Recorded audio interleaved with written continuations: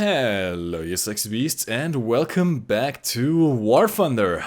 Despite some of the recent rather controversial events that have been happening with the game and with the community, the upcoming patch 1.79 is not all just doom and gloom. In fact, there are quite a few really nice things coming as well.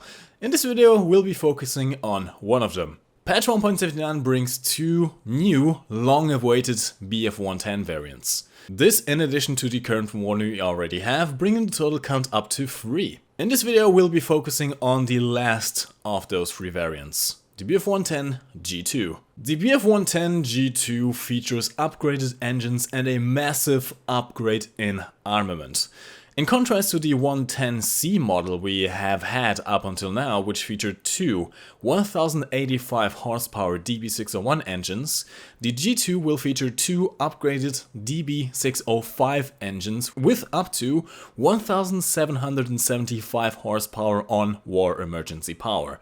This is also the same engine as featured on the BF109G series. This increased power output allows for more and heavier ordnance and armament, and the G2 has a vast choice of deadly loadouts. The base G2 will feature two 20mm MG151 cannons with 750 rounds and an additional two 30mm MK108s with 255 rounds mounted center in the nose. As you can guess from having a rather big 4-cannon loadout, the total burst mass is over 10 kilograms per second. In addition to this, on the G2 model, the backgunner also receives one additional 7.92mm machine gun, giving him a total of 2 machine guns for defensive fire. Oh, but we're not stopping there. Oh no. The BF110 G2 has a total of 11 additional loadout choices, ranging from bombs to guns and rockets. As for the bombs, you can carry up to a total of 1250 kilogram bomb loads, which is not enough for a base in RRB as far as I'm aware. I believe the minimum would be 1500 kilograms.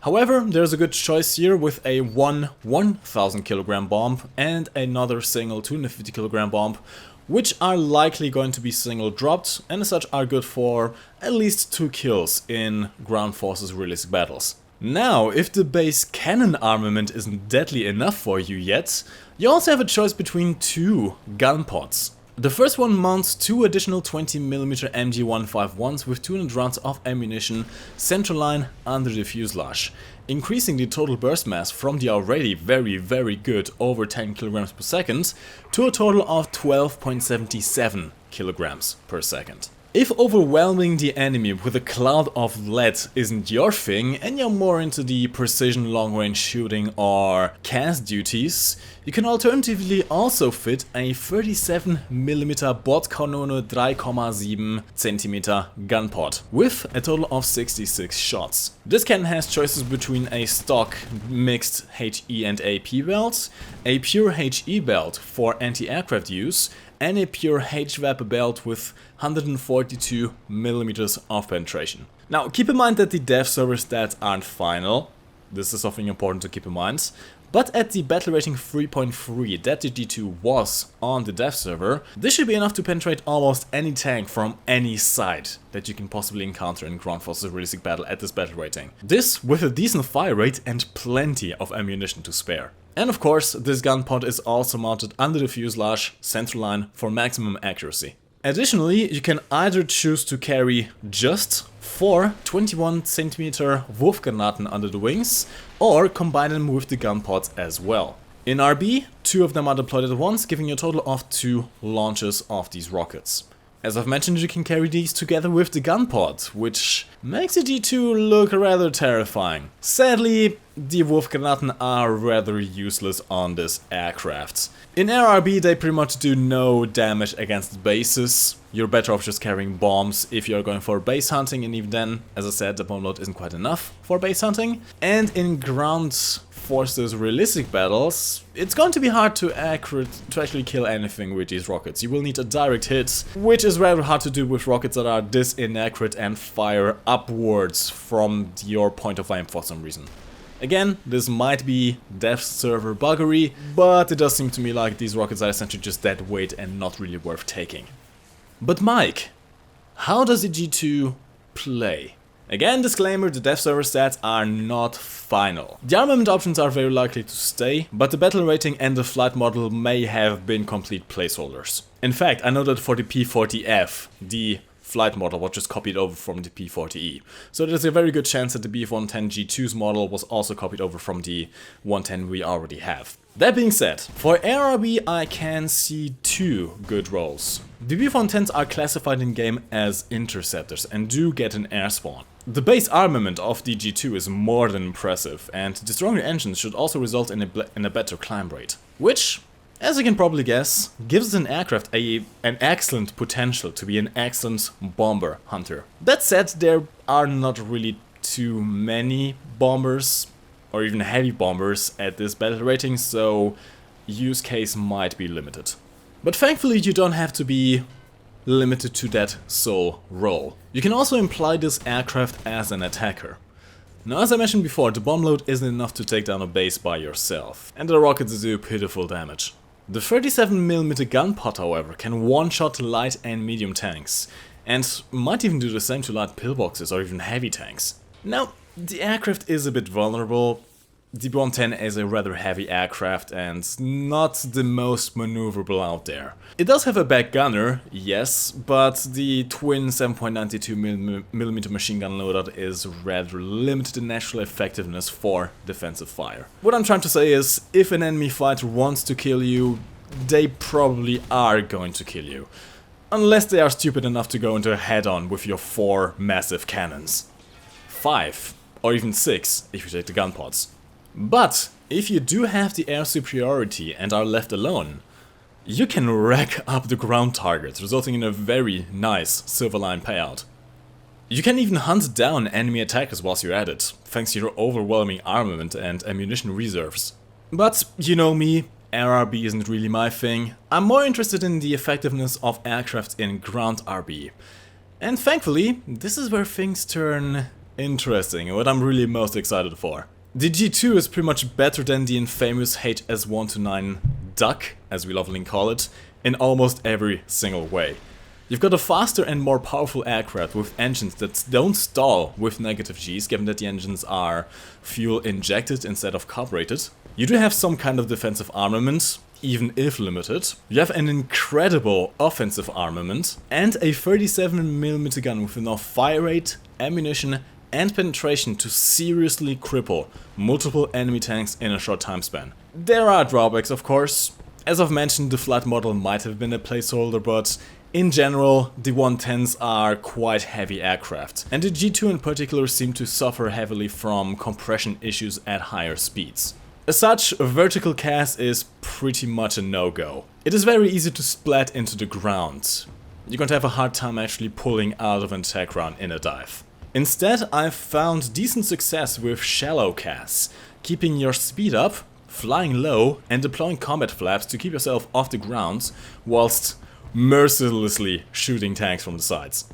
Keep in mind you are a big target and quite close to the ground. Speed is your key to survival, and SPA can become a serious issue. So try to disengage visual contact between attack runs and come from unexpected directions. Now, if the G2 does stay at battle rating 3.3 like it was on the dev server, it's at the perfect battle rating for one of Germany's strongest lineups at the moment. You can combine this with the Panzer IV F2 to deadly effect. Now, keep in mind, gun CAS is not the easiest thing to do. It does require skill, practice, good situational awareness, and some degree of luck. You also rely on having air superiority, having some teammates with fighters and SPA around. With that in mind, I do believe that a good pilot can use the G2 as an excellent tool to carry games. And those are my impressions on the G2. The 110 variants have been requested for years now, and honestly it's really nice to finally see them coming to the game. Between all the modern tanks and the questionable mechanics, Gaijin hasn't forgotten the core World War II aspect of the game. And I have to commend him for that. Credit where credit is due. The upcoming patch 1.79 does have its very good sides. The P40F, which is an aircraft I'm absolutely excited for, given my love for P40s. Decal mirroring. You don't have to waste 2 decal slots to put, for example, jaws on the nose of your aircraft anymore. The P47 is getting its air spawn removed. All of them. The Fritz X glide bomb is being introduced to the HE-177 and I believe one of the HE-111 variants. There's some new interesting lower tier aircraft and tanks. The game will be released on Xbox, bringing a whole new community of new players. The ship CBT is finally starting for the people who've been waiting for years to finally actually play that outside of limited testing. There's an absolutely gorgeous new map, Italy. It looks stunning, really. Although I'm not too sure about the gameplay balance, I've only played a couple of games on it. We'll have to see how it actually performs on the live server against live players. And, also very important, aircraft guns are getting new sounds. Between all of this, I am honestly looking forward to the patch. I am excited. I am of course still going to keep my eyes open and continue critiquing the choices I disagree with.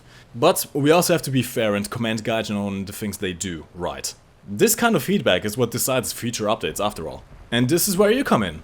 Tell me in the comments what you think of the 110G2 specifically and of the upcoming patch in general. Following the usual trend for patch releases, 1.79 should launch within the next week or two, so don't forget to record any replays you have lying around before they get broken again.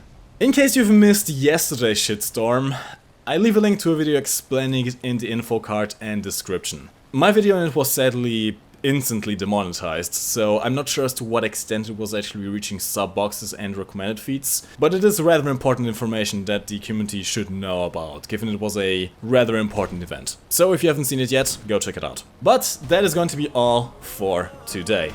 I sadly don't have any more gameplay of the dev server, and I doubt they will open it again, but it might happen this weekend. I don't know. If it does, I will of course stream it, so keep an eye out for that. In the meantime, I do hope you have enjoyed this video. As always, my name is MikeGoesBoom, and thank you for watching.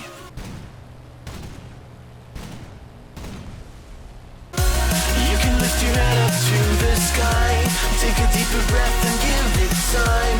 You can walk the path among the lines with your shattered frame of mind. Or instead you could always stay.